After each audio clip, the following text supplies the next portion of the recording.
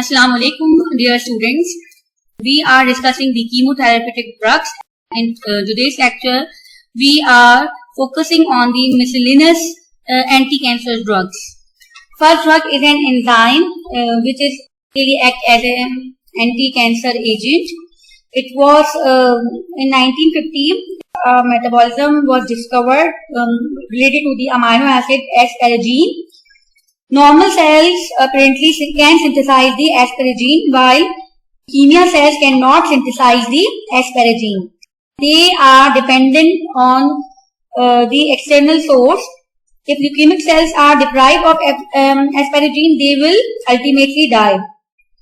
In several research, it has been found that this enzyme can act as an anti-cancer agent, and they are isolated successfully on the human leukemias.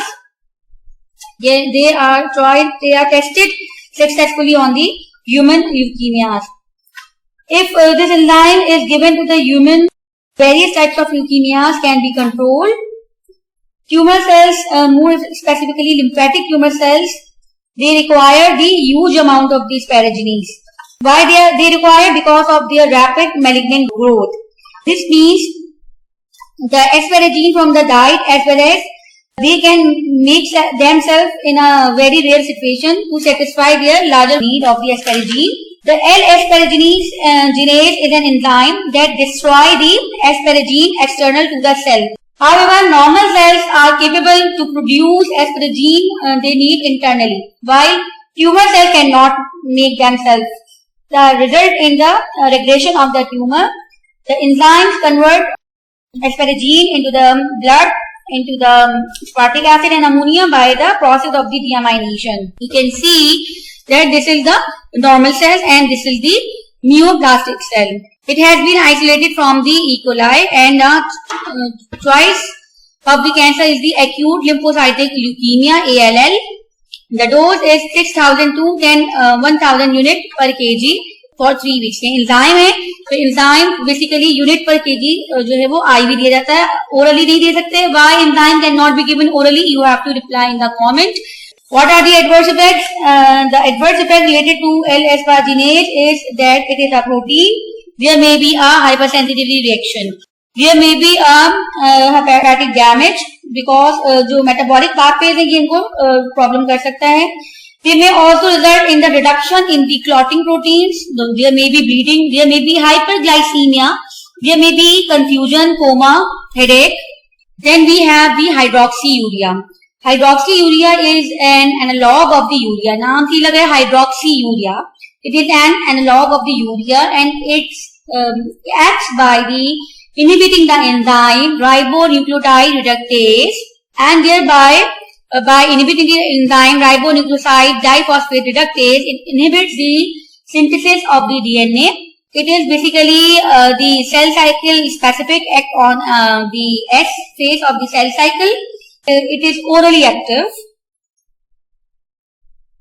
Adverse effects are the myelosuppression, hypersensitivity, hyperglycemia, hypoalbuminemia. Uses are most effective in the chronic myelocytic lymphoma, polycythemia, and psoriasis.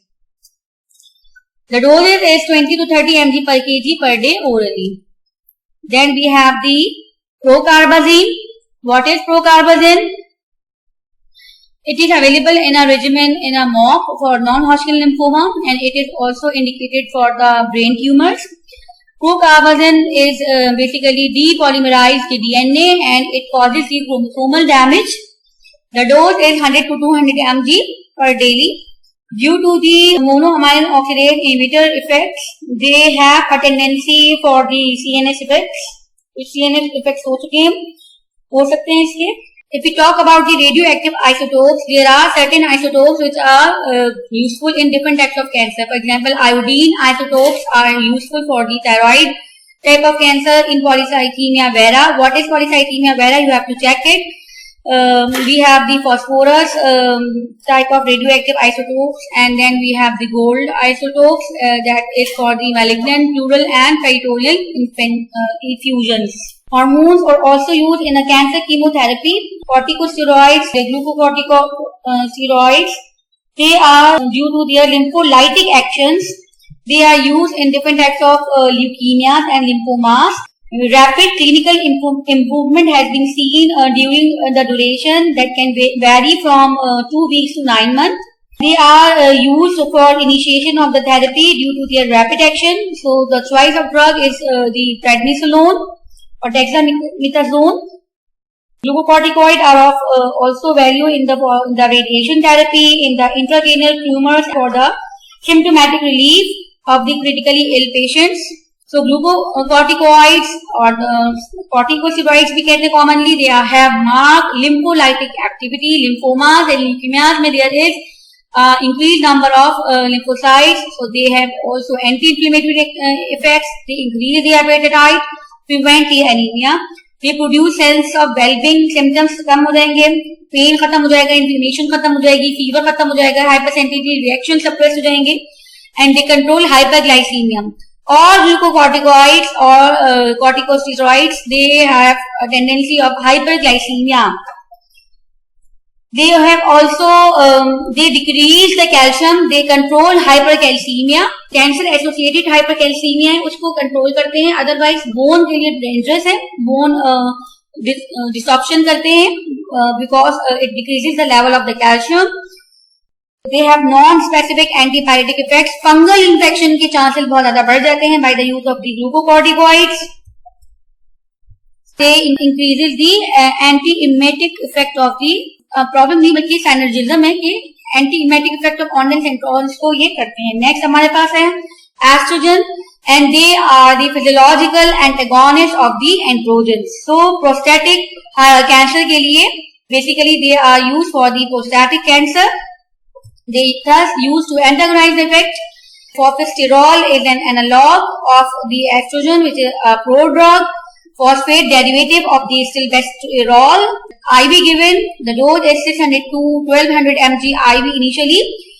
Later 120 to 240 milligram orally. Miscellaneous जो हाँ ये anti cancer drug है, इसका आपने comment में बताना है कि फॉरफेस्टेरॉल को एस्ट्रोजन के ऊपर क्या प्रेफरेंस है. What is the preference criteria of using the फॉरफेस्टेरॉल.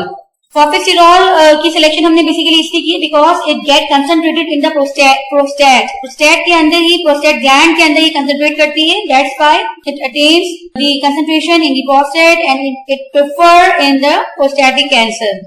We have selective estrogen receptors modulator, which is the tamoxifen, a non-steroidal anti-estrogen. It antagonizing the effect of the estrogen at the level of breast and blood vessels, and it is a selective estrogen receptor modulator. It behaves like an agonist in the uterus, in the bone, in the liver and the pituitary gland. So, less toxic effect and less side effects are observed with respect to the tamoxifen that competes with the natural hormone at the level of the breast and blood vessels. If we talk about the steroids, they have a cellular receptors. The dose is 10 to 20 mg BD. It is a standard hormonal treatment in case of the breast cancer. What are the adverse effects? Because of the estrogen agonist effect, there may be hot flushes, vomiting, vaginal bleeding, menstrual irregularities. There is a risk of thromboembolism. There may be dermatitis. There may be rare type of endometrial cancer. Then we have SERT, which is the selective estrogen receptor down regulator. This is a newer class. We have the example of fulvestrant, pure estrogen antagonist. It is basically reserved for the metastatic estrogen receptor positive breast cancer, especially in post-menopausal women. हर एक में नहीं देंगे, बहुत ही rare, उसमें बहुत ही last choice है ये metastatic estrogenic cancer, estrogen receptor sensitive breast cancer का. Basically it inhibits the estrogen receptor dimerization and it prevents the interaction of the estrogen receptor with the DNA. Estrogen receptor is downregulated, resulting in more complete suppression of the estrogen responsive gene function. Then we have the aromatase inhibitors. What are aromatase inhibitors? The enzyme aromatase is basically catalyzes the conversion of androgens to the estrogens.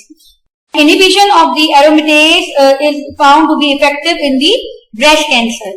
So again, letrozole and anastrozole are two types of aromatase inhibitors.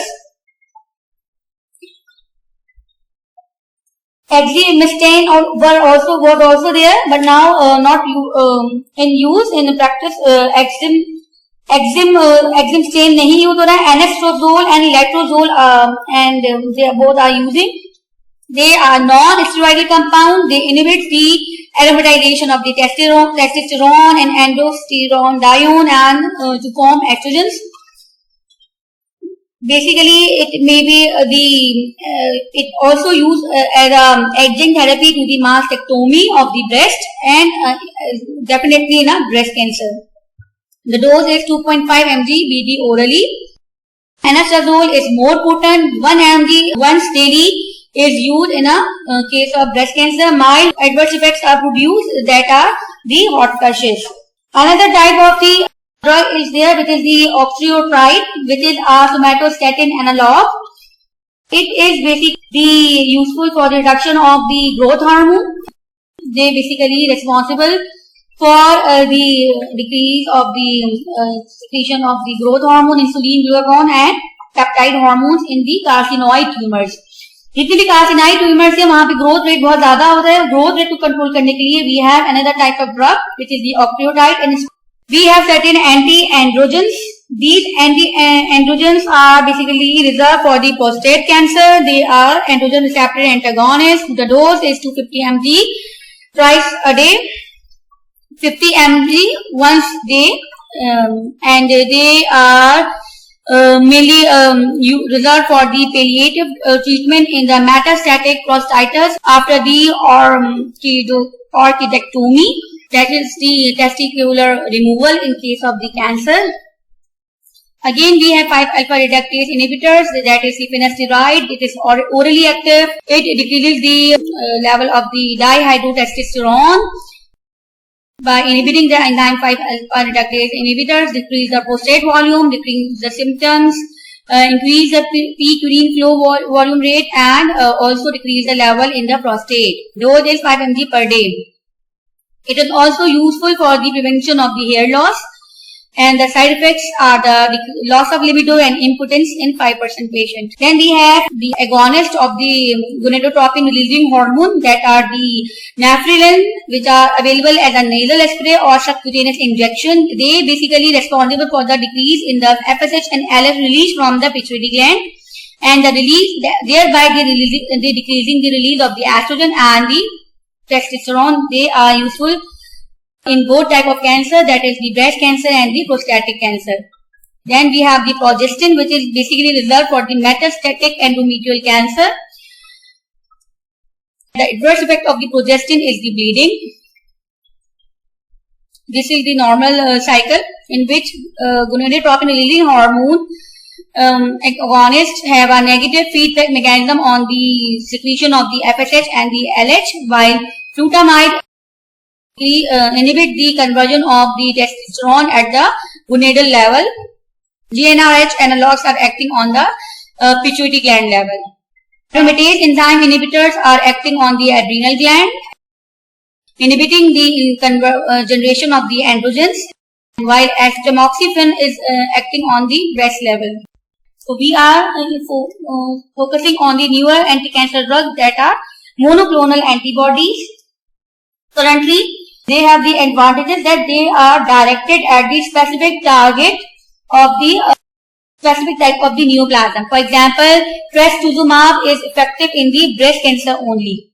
It is a recombinant DNA product obtained from the humanized monoclonal antibody. And this antibody is basically inhibiting the angiogenesis and cytotoxicity of the breast cancer. Just like doxorubicin and daunorubicin, it has a cardiotoxicity and they may lead to the congestive heart failure. दूसरी drugs हैं जो कि recent drugs हैं जो कि heart के अंदर problem में generate कर सकती हैं. They should be used in caution in cardiac dysfunction patient. Other symptoms are same. Or other toxic symptoms are the general symptoms. Then we have the bevacizumab, which is effective in the metastatic colon cancer.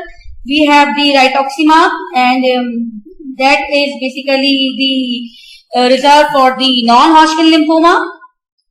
They are basically also a useful agent for the chronic lymphocytic leukemia and post-transplant lymphoma. It is prescribed along with the cyclophosphamide or doxorubicin and vincristine and prednisolone. Then we have the panitumumab, and this is reserved for the metastatic colonic cancer. Then we have the alemtuzumab, which is reserved for the chronic lymphocytic leukemia. It is basically CD52 antigen. Since CD52 antigen is also expressed on a normal neutrophils and lymphocytes, infections are expected because of neutropenia. Their expectation is quite serious, particularly if the patient is already immunosuppressive due to the chemotherapy. Another reactions are that there may be certain allergic reactions. Other choices are the iodine tocilizumab, which is reserved for the non-Hodgkin lymphoma. Another approach is that we have the certain inhibitors of the growth factor receptors. Among all them, imitinib is a classical example. It is specific inhibitor of the tyrosine kinase enzyme. It occupies the tyrosine kinase active site, leading to decrease its activity. This enzyme in the body is basically helpful for the insulin receptor.